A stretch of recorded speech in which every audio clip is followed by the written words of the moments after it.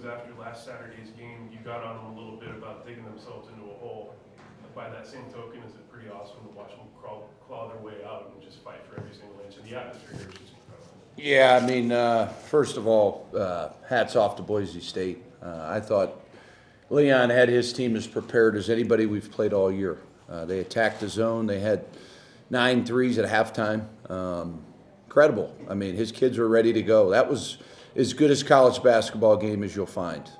Play after the play, multiple guys, right? Like, everybody's going to talk about Ian Shop, but the pass by Drake, the screen by KT, right? Dayton Albury had big minutes. Dexter Cano had a lot of big minutes. Multiple guys, Mason. I mean, this is a team in every sense, and it's fun to be a part of. And you know, we're going to look back on this as one of those really, really big moments inside the Spectrum.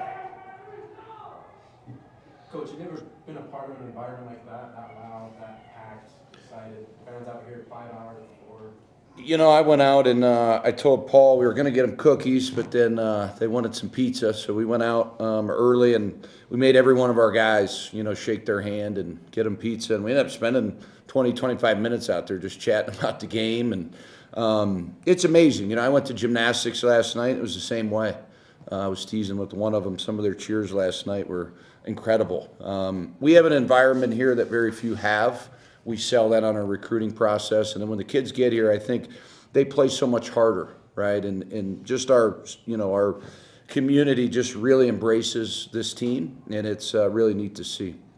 Kind of weird, we had 2 straight games against teams that shoot about 30% from 3, and I think they both made about 28 threes against you. Is that just kind of random?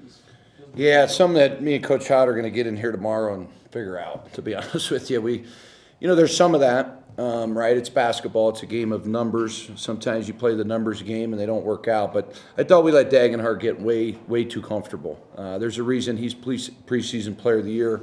Gets nine quick threes, you know, 9 points off 3 quick threes. Wasn't great.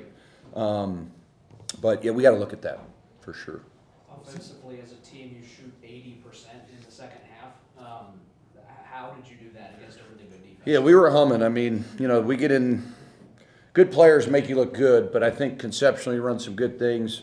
You know, Leon did a lot of things, man. It was a jigsaw puzzle out there, to be honest with you. He switched the ball screens. He was switching off-ball screen. He would hedge it. They would ice it. You know, he did some things he's never done, to be honest with you, Patrick. So every possession you got to think, right? That's why I'm not, like, standing the whole time and getting emotional. I'm trying to think about what the last coverage was.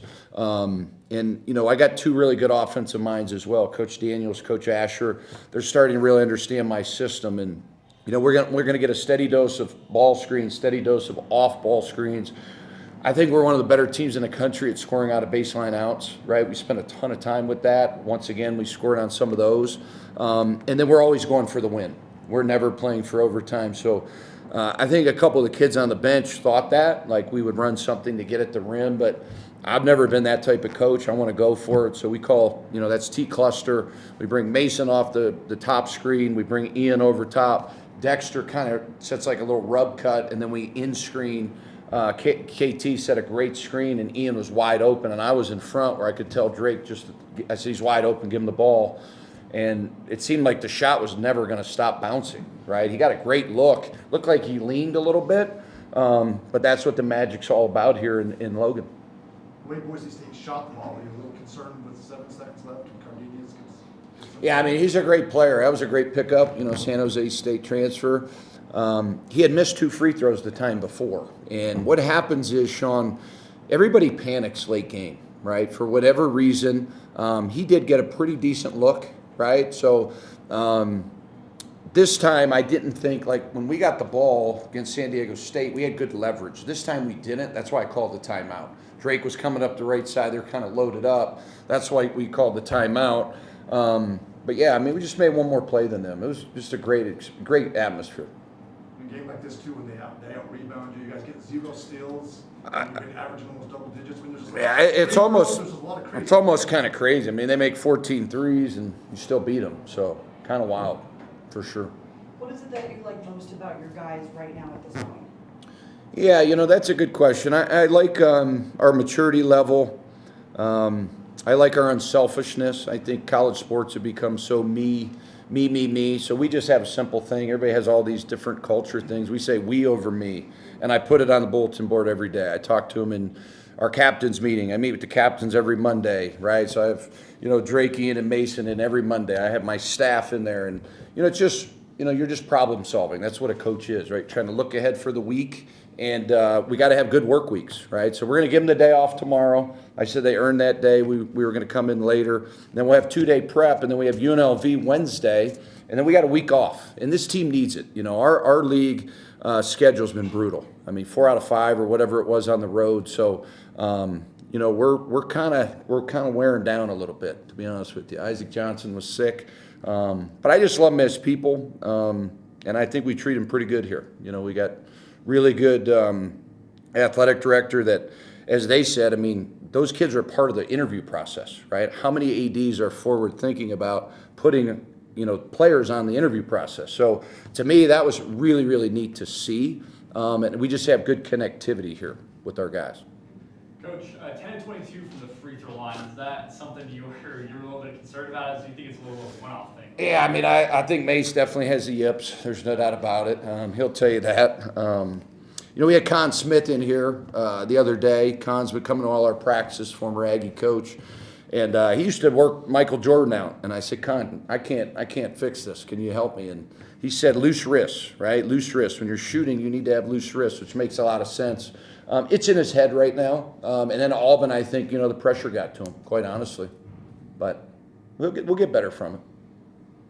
Seems like that timeout there at the beginning of the second half after that 9-0 run kind of stopped the bleeding, but what did you tell them at that point?